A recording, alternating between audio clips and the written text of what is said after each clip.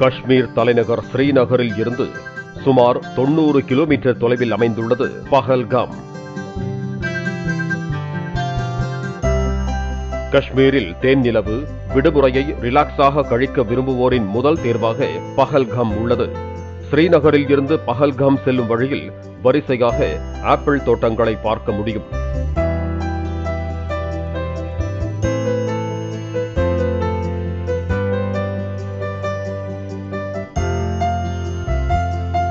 பஹல்காம் முழுவதும் பைன்மர காடுகளை கொண்டது. இந்த பைன் மரங்கள்தான் கிரிக்கெட் பேட்டுகள் தயாரிக்க பயன்படுத்தப்படுகின்றன. இதனால் பஹல்காமிற்குள் நுழைந்ததுமே கிரிக்கெட் பேட் தயாரிக்கும் ஆலைகளை அதிகம் காண முடியும்.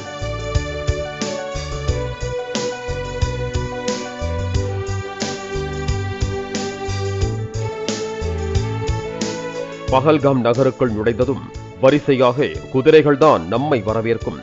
ஏனென்றால் பஹல்காமில் இருந்து மினி சுவிட்சர்லாந்து என அழைக்கப்படும் பைசரன் பள்ளத்தாக்கிற்கு குதிரை மூலம் மட்டுமே செல்ல முடியும்.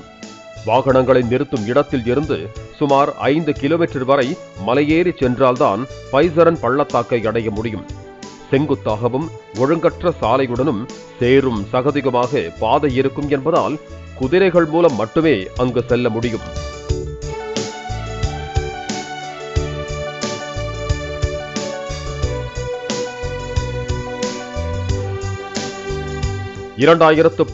ஆண்டு காஷ்மீருக்கான சிறப்பு அந்தஸ்து ரத்து செய்யப்பட்டு மத்திய அரசின் கட்டுப்பாட்டிற்கு வந்தது முதல் தீவிரவாத சம்பவங்கள் குறைக்கப்பட்டதால் பஹல்காமிற்கு சுற்றுலா பயணிகளின் வருகை அதிகரிக்க தொடங்கியது.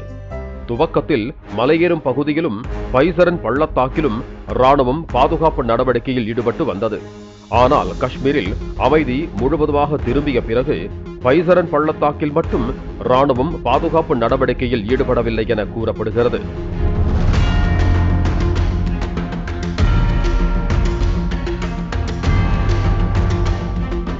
ராணுவ வீரர்கள் இருக்க மாட்டார்கள் என்பதை தெரிந்து கொண்டுதான் 22ஆம் தேதி பிற்பகலில் பைசரன் பள்ளத்தாக்கு பைன்மர காடுகளுக்குள் இருந்து தீவிரவாதிகள் வெளியே வந்துள்ளனர்.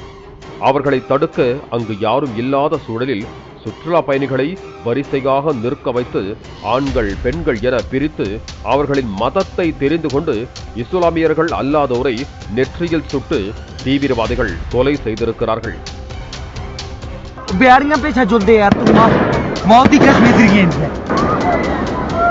பைசரன் பள்ளத்தாக்கு பகுதியில் செல்போன் கோபுரங்களும் கிடையாது. இதனால்தான் சுற்றுலா பயணிகள் உடனடியாக தங்களுக்கு உதவி கேட்டு யாரையும் அங்கிருந்து செல்போனில் தொடர்பு கொள்ள இயலவில்லை. இந்த நேரத்தை பயன்படுத்திக் கொண்டு வெறியாட்டமாடிய தீவிரவாதிகள் 26 பேரை கொலை செய்துவிட்டு மீண்டும் பைன்மர காடுகளுக்குள் சென்று தப்பியுள்ளனர். தீவிரவாதிகளுக்கு உள்ளூர் வியாபாரிகள் மற்றும் சுற்றுலா வழிகாட்டிகள் தரப்பில் இருந்து எதிர்ப்பு எழுந்த காரணத்தினால்தான் 26 பேரை மட்டும் கொலை செய்துவிட்டு அவர்கள் தப்பியதாக சொல்லப்படுகிறது.